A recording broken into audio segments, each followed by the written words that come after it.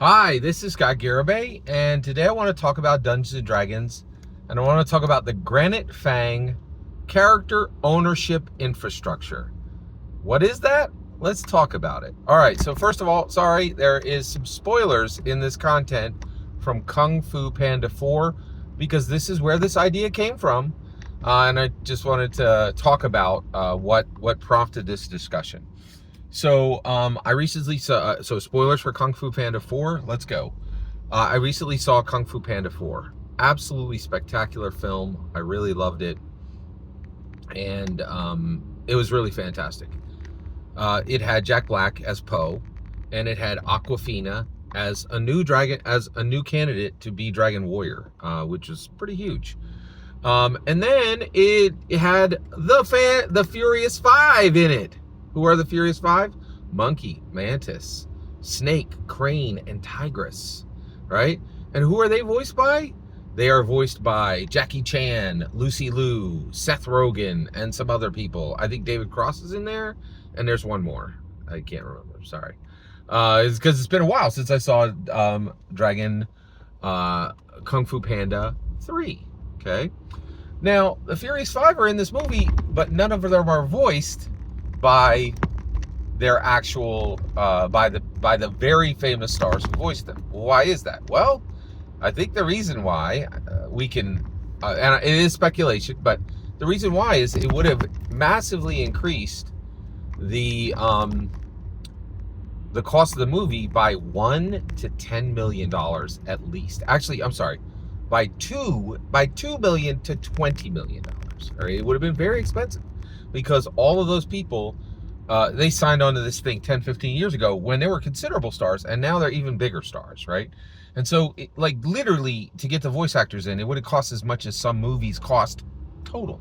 Not a joke, literally as much as some movies cost in total, right? So that's huge. That's a lot of money, right? So, it's a lot. It's very much a lot, right? So, yeah, so they were not in it, right?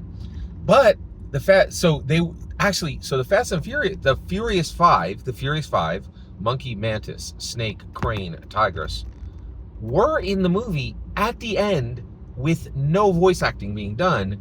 They were simply training the new person who was trained for Dragon Warrior, which was this fox creature who was voiced by Awkwafina, right? And so the question then became, wait a second, you didn't call back any of the actors or actresses who are the Furious Five, but you put Furious Five in the movie, right?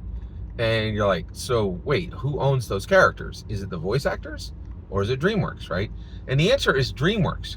However, many reviewers were like, this is a problem. If you're not going to put the Furious Five in the movie, don't put the Furious Five in the movie. I didn't like seeing the characters there doing things and being in the movie, but none of the voice actors are there and are doing the job, right? So there was this question of character ownership, right? So now we are going to be talking at length in this and multiple videos coming after about the character ownership infrastructure that should exist, in my humble opinion, for Dungeons & Dragons, right? We're going to talk about who owns a player character, who owns a non-player character, right? And so this is a character ownership infrastructure for Dungeons & Dragons, which currently, correct me if I'm wrong, I don't think I'm wrong, does not exist anywhere, right? This is a huge, and it absolutely should exist. Right, we've been doing Dungeons & Dragons for 5 decades, and we don't have a character ownership infrastructure, right? Now, why am I doing it? Because I'm part of the Dungeons & Dragons community, and we gave Hasbro 5 decades to do it, and they never did. TSR never did it. Wizards of the Coast never did it. Hasbro never did it. That's fine. You had 5 decades to do it.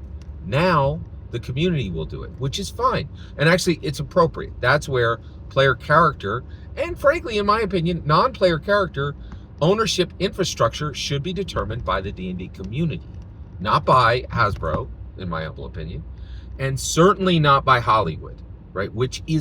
And Hollywood has already passed up the opportunity to answer this question as well, All right. When did that happen? Did you guys see Legend of Vox Machina? If there was ever a time where character ownership infrastructure should have been determined, it would have been then. But Jeff Bezos was a little too busy, and Matthew Mercer was a little too busy, right? So no one has answered this question, and it's time to answer this question. Who owns player characters? Who owns non-player characters? We should have a character ownership infrastructure.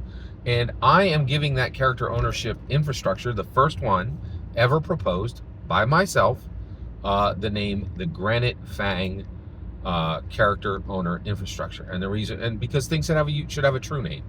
Everything needs a true name. How do we know that? Because Gary Gygax was the greatest man who ever secularly did his work on this planet. He is incredible, right? And he talked about true names. So we're going to dive into Granite Fang character ownership infrastructure. And I hope you'll go on this journey with me. Every single word you just heard is my humble opinion. And what's really important is when I get to hear your humble opinion. I'd love to hear your thoughts on character ownership infrastructure, even before I give you mine, all of mine. Every single word you just heard is my humble opinion. What's important is when I get to hear yours. Let me know in the comments below. Please consider subscribing, and have a wonderful millennium.